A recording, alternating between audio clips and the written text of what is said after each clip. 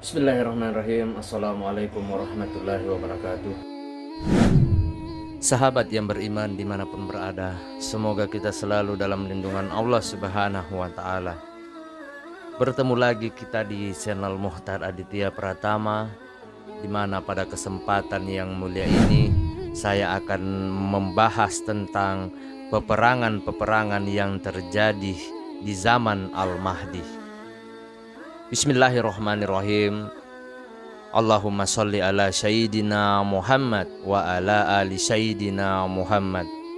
Segala puji bagi Allah Subhanahu wa Ta'ala, Rabb semesta alam. Salawat dan salam kepada Nabi kita, Nabi Muhammad sallallahu alaihi wasallam, keluarganya, para sahabatnya, dan orang-orang yang mengikuti mereka hingga akhir zaman. Sahabat yang beriman dimanapun berada, peperangan-peperangan yang terjadi di zaman Al-Mahdi, setelah terjadinya pembenaman terhadap pasukan yang mengejarnya, tersiarlah dan tersebarlah nama Al-Mahdi. Kemudian datanglah kepadanya utusan-utusan para pembayat dari timur dan barat yang berjanji untuk mendukung dan membayatnya dalam meninggikan kalimat Allah dengan syiar memilih dua kebaikan, yaitu meraih kemenangan atau mendapat mati syahid. Setelah itu berkumpullah suatu pasukan dari orang-orang yang bertauhid, yang tidak mengenal lelah dan malas. Akan tetapi mereka memasuki peperangan-peperangan yang banyak dan lagi dahsyat, yang memerahkan muka, dibawa kilatan pedang, rintihan tinggi kuda-kuda sehingga jantung serasa naik ke kerongkongan. Dan tentu jumlah korban pertempuran tersebut meneteskan darah yang akan membuat kuda-kuda berenang di atasnya atau di atas darah tersebut. Sahabat yang beriman dimanapun berada, di samping itu pada masa-masa tersebut juga akan terjadi kemurtadan yang sangat banyak. Karenanya marilah kita berdoa, semoga kita dilimpahkan rahmat oleh Allah Subhanahu wa Ta'ala, keselamatan dan ketetapan hati. Amin ya rabbal alamin. Dengan memperhatikan peperangan-peperangan yang dilalui oleh Al-Mahdi, maka kita dapat memahami bahwa ia akan memerangi seluruh dunia atau seluruh dunia akan memeranginya, yang akan terjadi dalam waktu yang pendek. Tidak lebih dari beberapa tahun saja, di mana Al-Mahdi akan memerangi: 1. Kaum muslimin semenanjung Arabia atau yang ingkar. Kemudian yang kedua kaum Syiah. Kemudian yang ketiga kaum Rum, Bani Ishak, Amerika dan Eropa. Kemudian yang keempat sekularis Turki atau Konstantin. Yang kelima Yahudi, dan yang keenam Roma, serta kaum komunis atau bangsa Kaus dan Kirman, Cina, Rusia dan Jepang. Sahabat yang beriman dimanapun berada, waktu-waktu terjadi peperangan Al-Mahdi yang utama. Peperangan pertama Al-Mahdi adalah perang melawan semenanjung Arabia, kemudian perang melawan Persia, perang melawan Rum, perang melawan Konstantin, perang melawan kaum Nasrani atau Roma, perang melawan Turki, dan perang yang terakhir adalah melawan kaum Kas dan Kirman atau Cina, Rusia dan Jepang. Pertama, hadis-hadis Rasulullah yang menerangkan peristiwa tersebut. 1. Telah bersabda Rasulullah sallallahu alaihi wasallam, kamu akan memerangi semenanjung Arabia, lalu Allah akan menaklukkan untukmu. Setelah itu Persia, di mana Allah akan menaklukkannya untukmu. Kemudian Rum, di mana Allah akan menaklukkannya untukmu. Kemudian kamu akan memerangi Dajjal, di mana Allah akan menaklukkannya untukmu. Yang kedua, telah bersabda Rasulullah sallallahu alaihi wasallam, setelah pembangunan Bait Al-Maqdis adalah berarti hancurnya Yatsrib atau kota Madinah, dan setelah hancurnya Yatsrib adalah berarti terjadinya pertempuran, dan setelah terjadinya pertempuran adalah berarti penaklukan Konstantin, dan setelah penaklukan Konstantin adalah berarti keluarnya Dajjal. Sahabat yang beriman dimanapun berada. Kemudian yang ketiga, telah bersabda Rasulullah Sallallahu Alaihi Wasallam, tidak akan terjadi hari kiamat sehingga kaum muslimin memerangi orang-orang Yahudi, maka mereka pun ditumpas oleh kaum muslim, sehingga apabila orang-orang Yahudi itu bersembunyi di balik batu atau dan pepohonan, maka batu dan pohon itu akan berkata, wahai kaum muslimin, wahai hamba Allah, ini orang Yahudi ada di belakangku. Datanglah ke sini dan bunuhlah ia, kecuali pohon garkat, di mana sesungguhnya ia adalah pohon kaum Yahudi.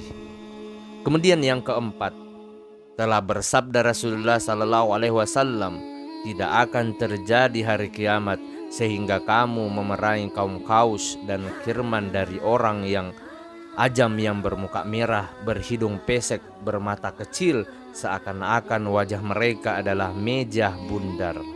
Kemudian yang kelima, Rasulullah Sallallahu Alaihi Wasallam pernah ditanya, kota manakah yang lebih dahulu akan ditaklukkan, Konstantin atau Roma? Maka beliau, Nabi Muhammad Sallallahu Alaihi Wasallam menjawab, kota Herakulius akan ditaklukkan pertama kali. Yang berarti bahwa Konstantin lebih dahulu ditaklukkan daripada Roma.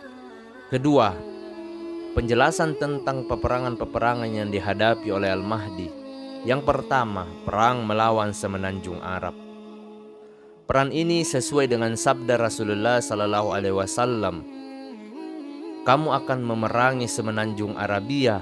Perang ini akan terjadi pada masa pengkhianatan Rum, dan ketika mereka sedang mengumpulkan kekuatan untuk memerangi kaum muslimin, maka tentara pertama yang memerangi Al-Mahdi setelah terjadinya pembenaman tentara yang pertama ke dalam bumi adalah pasukan semenanjung Arab yang terdiri dari kaum muslimin dan dipimpin oleh seorang laki-laki yang berasal dari suku Quraisy. Sahabat yang beriman dimanapun berada, semoga kita selalu dalam lindungan Allah Subhanahu wa Ta'ala. Kemudian perang menghadapi Persia atau Iran. Perang ini sesuai dengan sabda Rasulullah Sallallahu Alaihi Wasallam, kamu akan memerangi negeri Persia dan Allah akan menaklukkannya untukmu. Dengan kata lain, akan keluar suatu pasukan dari Persia atau Iran, yang mana mereka adalah kaum Syiah Imamiyah atau Syiah yang 12. Mereka adalah musuh besar kaum Ahlu Sunnah. Kaum Syiah tersebut tidak merasa bersalah, tega dan tidak keberatan untuk mengutus suatu pasukan guna memerangi Al-Mahdi, yang mana ia bukanlah iman yang ke-12 yang mereka tunggu-tunggu. Al-Mahdi juga mengalahkan mereka dengan telak, karena tidak satu pun pihak yang dapat mengalahkan bendera Al-Mahdi. Bendera Al-Mahdi adalah berwarna putih dan kuning yang berukir serta bertuliskan nama Allah yang Maha Besar. Kemudian penjelasan tentang perang menghadapi yang ketiga, perang menghadapi kaum Rum atau Amerika dan Eropa. Perang ini disebut Rasulullah dengan pertempuran yang paling besar atau Al-Malhama Al-Kubra, sesuai dengan sabda Rasulullah Sallallahu Alaihi Wasallam. Kemudian kamu akan memerangi kaum Rum dan kamu akan mengalahkan mereka dengan izin Allah Subhanahu wa Ta'ala, di mana mereka telah mengumpulkan raja-raja Rum secara diam-diam dalam masa pengkhianatan mereka terhadap kaum muslim. Kemudian dikumpulkan menjadi satu pasukan besar yang berjumlah sekitar 1 juta tentara, sebagaimana yang telah diterangkan oleh Rasulullah Sallallahu Alaihi Wasallam. Mereka akan menyerang kamu di bawah 80 bendera, dan di bawah tiap-tiap bendera tersebut terdapat 12.000 tentara. Adapun perjalanan peristiwa ini, hasil dan tempat terjadinya sesuai dengan hadis Rasulullah Sallallahu Alaihi Wasallam berikut riwayatnya oleh Imam Muslim dalam kitab Sahihnya dari Abi Hurairah, di mana telah bersabda Rasulullah Sallallahu Alaihi Wasallam, tidak akan berdiri hari kiamat sehingga kaum Rum sampai di A'mak atau di Dabik. Itu merupakan nama tempat untuk menyerang kamu, maka datanglah suatu pasukan yang akan menghadapi mereka dari kota Madinah, yang mana mereka pada waktu itu adalah manusia-manusia terbaik di muka bumi ini. Sahabat yang beriman dimanapun berada, apabila mereka semua telah berbaris atau siap untuk berperang, maka berkatalah orang-orang Rum, biarkan kami membuat perhitungan dengan saudara-saudara kami yang telah tertawan. Maksud mereka itu adalah kaum Rum yang telah masuk Islam. Kemudian kaum muslimin berkata, kami tidak akan membiarkan kamu mengusik atau menyakiti saudara-saudara kami. Lalu kaum muslimin pun menjawab, tantangan untuk memerang mereka dalam pertempuran itu 1/3 dari tentara Islam melarikan diri dari pertempuran, yang mana mereka tidak akan diampuni dosanya oleh Allah Subhanahu wa Ta'ala selama-lamanya. Dan 1/3 lagi dari tentara Islam tersebut tewas sebagai para syahid yang paling baik di sisi Allah Subhanahu wa Ta'ala. Sedangkan 1/3 lagi dari sisa tentara tersebut mendapatkan kemenangan, yang mana mereka tidak akan tersesat selama-lamanya. Kemudian mereka menaklukkan kota Konstantin ketika mereka sedang membagi-bagi harta rampasan perang. Mereka telah menggantungkan pedang mereka di pohon zaitun. Pada saat itu setan berteriak, sesungguhnya Al-Masihud Dajjal telah menguasai keluarga-keluarga kamu. Kemudian mereka atau tentara Islam bersama Al-Mahdi bergerak pulang. Ketika mereka telah sampai di Sam, keluarlah Dajjal. Dan pada saat kaum muslimin telah bersiap-siap untuk berperang, tiba-tiba datanglah waktu sholat. Maka turunlah Isa ibnu Maryam. Kemudian Nabi Isa pergi menuju dan menghadap kepada mereka. Begitu ia atau Isa dilihat oleh musuh Allah Subhanahu wa Ta'ala, maka ia atau Dajjal akan meleleh, hancur seperti garam yang mencair. Sahabat yang beriman dimanapun berada, semoga kita selalu dalam lindungan Allah Subhanahu wa Ta'ala. Dan sekiranya ia membiarkan hal tersebut terjadi, maka sungguh ia atau musuh Allah akan hancur meleleh sehingga binasa. Akan tetapi Allah berkehendak untuk membunuhnya di tangan Isa ibnu Maryam, maka Isa memperlihatkan darah Dajjal di tombaknya. Dalam penjelasan yang lebih panjang terhadap detail perang ini, telah bersabda Rasulullah Sallallahu Alaihi Wasallam, pada waktu pertempuran itu akan terjadi kemurtadan yang sangat banyak. Kemudian kaum muslimin maju dengan suatu pasukan depan yang berani mati, yang tidak akan mundur kecuali dalam keadaan menang. Lalu mereka terus berperang sehingga mereka terhalang oleh malam. Maka setiap pihak mendapatkan harta rampasan perang, hingga tidak ada yang dapat dikatakan sebagai pihak yang menang, dan akhirnya pasukan kaum muslimin itu hancur. Sahabat yang beriman dimanapun berada, semoga kita selalu dalam lindungan Allah Subhanahu wa Ta'ala. Kemudian kaum muslimin kembali maju dengan suatu pasukan depan yang berani mati, yang tidak akan kembali kecuali dalam keadaan menang. Mereka terus berperang sehingga terhalang oleh malam. Maka kedua belah pihak sama-sama terhalang oleh malam. Maka kedua belah pihak sama-sama mendapatkan harta rampasan perang, hingga tidak ada pihak yang dapat disimpulkan atau dapat dikatakan sebagai pemenang, dan akhirnya sekelompok pasukan kaum muslimin itu hancur. Kemudian kaum muslimin maju lagi dengan suatu pasukan depan berani mati yang tidak akan kembali kecuali dalam keadaan menang. Sahabat yang beriman dimanapun berada, tidak ada pihak yang dapat dikatakan sebagai pemenang, dan akhirnya sekelompok pasukan kaum muslimin itu binasa. Maka ketika telah sampai hari yang keempat, bangkitlah seluruh umat Islam, lalu Allah Subhanahu wa Ta'ala menimpakan bencana terhadap mereka atau kaum Rum, dan terbunuhlah mereka dengan dahsyatnya sehingga tidak pernah dilihat oleh orang sebelumnya.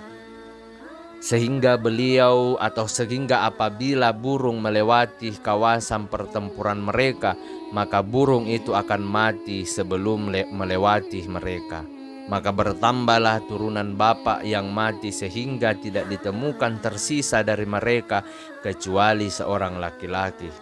Dan dengan harta rampasan perang mana yang akan membuat gembira, serta dengan harta warisan mana yang akan dibagi-bagi. Sahabat yang beriman dimanapun berada, semoga kita selalu dalam lindungan Allah Subhanahu wa Ta'ala. Dari hadis-hadis tersebut di atas dapat ditarik beberapa kesimpulan. Yang pertama, bahwa perang dahsyat antara kita dengan kaum Rum yang dinamakan oleh Rasulullah dengan pertempuran yang paling besar atau Al-Malhama Al-Kubra akan berkecamuk di Syria dekat dari kota Damaskus, yakni di suatu tempat yang bernama A'mak atau Dabik, dan pusat kepemimpinan bagi Al-Mahdi adalah Gutha dekat Damaskus juga. Telah bersabda Rasulullah sallallahu alaihi wasallam, pusat kepemimpinan kaum muslimin pada hari pertempuran yang paling besar adalah di Gutha, yang terdapat padanya suatu kota bernama Damsyik, yang mana ia adalah negeri kaum muslimin yang terbaik ketika itu. Kemudian kesimpulan yang kedua, perkataan kaum Rum pada kaum muslimin, biarkanlah kami membuat perhitungan dengan saudara-saudara kami yang tertawan untuk kami bunuh, menunjukkan bahwa banyak dari kaum Nasrani akan masuk Islam setelah perang Armageddon dan akan berperang bersama Al-Mahdi dalam barisan pasukan kaum muslimin. Kemudian kaum Rum menganggap bahwa mereka atau kaum Nasrani yang masuk Islam itu telah tertawan dan berbuat khianat. Sahabat yang beriman dimanapun berada, oleh karena itu maka kaum Rum ingin memulai penyerangan terhadap mereka untuk membalas dendam. Kemudian kesimpulan yang ketiga, pertempuran yang besar itu akan berlangsung selama 4 hari berturut-turut, di mana bunyi pedang yang beradu tak pernah berhenti kecuali dipisahkan oleh malam. Kemudian pada hari perang yang keempat, ia berakhir dengan hasil kaum Rum akan mengalami kekalahan mutlak yang sangat buruk yang tidak ditemui oleh orang sebelumnya, dan bahwa akan terbunuh dari pihak mereka sejumlah cukup besar dari pasukan yang tidak diketahui kepastian jumlahnya kecuali oleh Allah Subhanahu wa Ta'ala. Kemudian yang kedua yaitu Allah Subhanahu wa Ta'ala akan menurunkan pertolongan kepada hambanya yang mendapat petunjuk, Muhammad ibnu Abdillah Imam Mahdi, setelah kaum muslimin kesusahan dari cobaan besar yang menyesahkan dada dan mengakibatkan 1/3 dari pasukan mereka melarikan diri dari medan pertempuran. Sahabat yang beriman dimanapun berada, kemudian kesimpulan yang keempat, dengan 2 hadis di atas dapat ditarik 2 kesimpulan lain, yaitu bahwa perang tersebut akan terjadi dengan kuda dan pedang dengan alasan yang pertama, adanya teks-teks hadis yang menyebut kuda dan pedang, yaitu bahwa mereka menggantungkan pedang mereka di pohon zaitun al-hadits. Kemudian yang kedua, apabila kita perhatikan dengan teliti sabda Rasulullah sehingga malam membatasi perang mereka, maka hal ini tidak akan terjadi kecuali dalam suatu peperangan yang menggunakan kuda dan pedang. Oleh karena itu, pada zaman modern yang menggunakan pesawat tempur, mobil, tank, baja, dan meriam adalah zama baginya siang dan malam. Sahabat yang beriman dimanapun berada. Kemudian yang keempat yaitu penaklukan Konstantin atau Istanbul. Konstantin adalah kota Asitana atau kota Istanbul di Turki yang dulunya merupakan ibu kota kekhalifahan Turki Utsmani. Sehingga muncul Mustafa Kamal Atatürk, si antek penjajah, maka ia menghapus kekhalifahan Islam pada awal abad tahun 1923 Masehi. Dan ia memilih sekularisme sebagai ganti dari negara Islam. Sesungguhnya ia telah mengganti hal paling baik dengan yang paling buruk.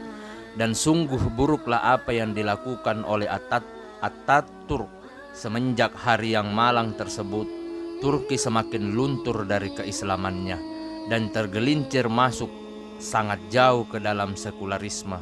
Sehingga sampai saat ini seluruh kaum muslimin, terutama bangsa Arab, dikejutkan oleh adanya persekutuan Turki dengan musuh utama bangsa Arab, khususnya dan kaum muslimin pada umumnya, yaitu Israel atau Yahudi. Sahabat yang beriman dimanapun berada, dalam bidang militer dan pertahanan, persekutuan ini terlaksana pada bulan April tahun 1996. Bahkan mereka atau Turki tidak merasa canggung untuk mengumumkan dengan dingin perizinannya kepada pesawat-pesawat tempur Israel untuk memakai kawasan udaranya dalam latihan militer. Sungguh merupakan suatu tantangan yang jelas dan besar terhadap Islam dan kaum muslimin. Kemudian belum berlalu beberapa minggu dari hari-hari persekutuan tersebut, kita dikejutkan lagi oleh sikap keras dan kasar Turki dalam masalah air sungai Dajjal dan Eufrat. Juga mengumumkan bahwa negara-negara tetangga mereka tidak mempunyai hak terhadap air dari sungai-sungai tersebut. Sedangkan tuntutan Turki tersebut tidaklah ada bedanya dengan tuntunan orang kulit putih terhadap orang-orang India untuk mendapatkan hak-hak di negeri Amerika yang mereka rampas secara zalim dan paksa. Sahabat yang beriman dimanapun berada, semoga kita selalu dalam lindungan Allah Subhanahu wa Ta'ala. Kemudian peperangan yang kelima, penjelasannya tentang pelaksanaan dan penaklukan kota Konstantin. Penaklukan ini adalah suatu penaklukan yang akan terjadi setelah muncul atau kemunculan Dajjal. Penaklukan kota ini tidaklah dilakukan dengan menggunakan pedang atau tombak, akan tetapi dengan zikrullah, tahlil, takbir, la ilaha illallah, Allahu akbar. Dalam sebuah hadis yang diriwayatkan oleh Imam Muslim dari Abi Hurairah, telah bersabda Rasulullah sallallahu alaihi wasallam, apakah kalian pernah mendengar suatu kota yang terletak sebagiannya di darat dan sebagiannya di luar? Mereka atau para sahabat menjawab, pernah wahai Rasulullah. Beliau sallallahu alaihi wasallam bersabda, tidak terjadi hari kiamat sehingga ia diserang oleh 70.000 orang dari Bani Ishak, Eropa dan Amerika berkulit putih. Ketika mereka telah sampai di sana, maka mereka pun memasukinya. Mereka tidaklah berperang dengan senjata dan tidak melepaskan satu panah pun. Mereka hanya berkata, la ilaha illallah wallahu akbar. Maka jatuhlah salah satu bagian dari kota itu berkata, Taur atau perawi hadis, saya tidak tahu kecuali hal ini hanya dikatakan oleh pasukan yang berada di luar. Kemudian mereka berkata yang kedua kalinya, la ilaha illallah wallahu akbar. Maka jatuh pula sebagian yang lain atau dari darat. Kemudian mereka berkata lagi, la ilaha illallah wallahu akbar. Maka terbukalah semua bagian kota itu, lalu mereka pun memasukinya. Ketika mereka sedang membagi-bagi harta rampasan, tiba-tiba datanglah seorang seraya berteriak, sesungguhnya Dajjal telah keluar. Kemudian mereka meninggalkan segala sesuatu dan kembali. Sahabat yang beriman dimanapun berada. Kemudian penjelasan peperangan yang keenam, yaitu perang menghadapi kaum Yahudi. Dalam ungkapan lain, Lebih teliti, perang ini disebut perang melawan 1/3 Yahudi, karena 2/3 kaum Yahudi telah musnah dalam perang Armageddon. Sehingga orang-orang Yahudi yang masih tersisa membutuhkan waktu selama 7 bulan untuk menguburkan seluruh tentara mereka yang mati dalam perang tersebut. Hal ini termaktub dalam kitab Yehezkiel atau Taurat, yaitu dan akan berlanjut 7 bulan sehingga bangsa Israel dapat menguburkan mereka sebelum mereka membersihkan bumi. Sahabat yang beriman dimanapun berada, setelah 2/3 kaum Yahudi musnah dalam peperangan Armageddon, kemudian Imam Mahdi memimpin kaum muslimin untuk menghancurkan 1/3 jumlah yang tersisa dari mereka. Hal ini akan terjadi setelah penaklukan kota Konstantin dan munculnya Dajjal yang terkutuk, yakni Raja Yahudi. Penjelasan di atas adalah bahwa orang-orang Yahudi saat ini sedang menunggu Al-Masih, mereka yang setia atau raja mereka yang jenius yang akan menyelamatkan mereka dari bangsa-bangsa yang rusak, penduduk bumi selain bangsa Yahudi menurut mereka. Sahabat yang beriman dimanapun berada, semoga kita selalu dalam lindungan Allah Subhanahu wa ta'ala.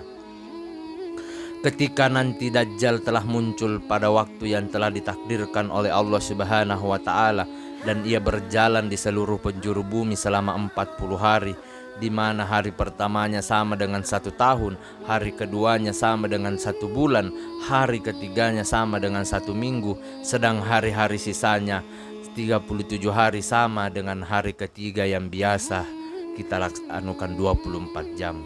Sebagaimana yang akan kita terangkan pada pembahasan mendatang. Setelah itu turunlah Isa ibnu Maryam dari langit, kemudian ia membunuh Dajjal dan mengalahkan seluruh pengikutnya yang semuanya terdiri dari orang Yahudi. Maka mereka pun lari dan bersembunyi dari kaum muslimin di balik bebatuan dan pepohonan. Akan tetapi bebatuan dan pepohonan tersebut tidak memberi tempat dan waktu untuk mereka, dengan cara menunjukkan tempat bersembunyian mereka kepada Al-Mahdi dan para pengikutnya.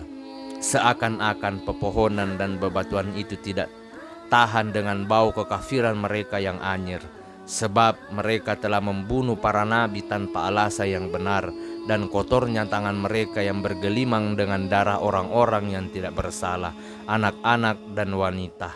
Kemudian pohon dan batu tersebut memanggil dengan suara dapat didengar. Jadi kaum muslimin memerangi orang Yahudi akan terjadi setelah turunnya Ibnu Maryam dan dibunuhnya Dajjal. Dalam suatu hadis yang diriwayatkan oleh Ahmad dari Jabir, telah bersabda Rasulullah SAW, sehingga pohon dan batu memanggil, "Wahai ruh Allah Subhanahu wa ta'ala, nama panggilan untuk Isyah ibnu Maryam. Di sini ada Yahudi, maka tidak ada satupun pengikut Dajjal yang tidak dibunuh oleh Isa ibnu Maryam." Oleh karena itu kami menyatakan bahwa sesungguhnya segala persiapan dan sebab perang yang langsung berhadapan antara kaum muslimin dan Yahudi telah dimulai, serta disiapkan karena dunia saat ini sedang berada dalam periode perdamaian internasional yang merupakan pendahuluan langsung dari perang Armageddon yang langsung terjadi padanya kemusnahan dari perang Armageddon. Kemudian sisa dari mereka akan dimusnahkan oleh kaum muslimin di zaman Isa ibnu Maryam. Sahabat yang beriman dimanapun berada, bumi ini akan menjadi suci, bersih dari kejahatan dan tipu daya orang-orang Yahudi. Batu dan pohon akan berkata-kata dalam memusuhi mereka. Hal ini bukanlah sesuatu yang aneh untuk terjadi di zaman ajaib, yang mana telah keluar Dajjal dan telah turun Isa ibnu Maryam, serta telah keluar pula Ya'juj dan Ma'juj. Bumi dan isinya pada saat itu telah siap menjalani hari-harinya yang paling terakhir. Biarkanlah orang-orang Yahudi berkumpul dan berkonspirasi sesuka mereka. Silahkan mereka membangun pemukiman haram semampu mereka. Silahkan mereka melanggar segala perjanjian dan kesepakatan, dan biarkanlah sifat-sifat buruk mereka merajalela di bumi.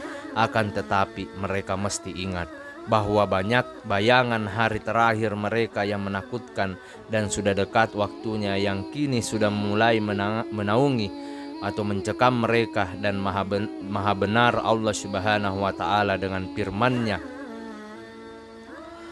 dan apabila telah datang janji hari akhir, niscaya kami datangkan kamu dalam keadaan bercampur baur.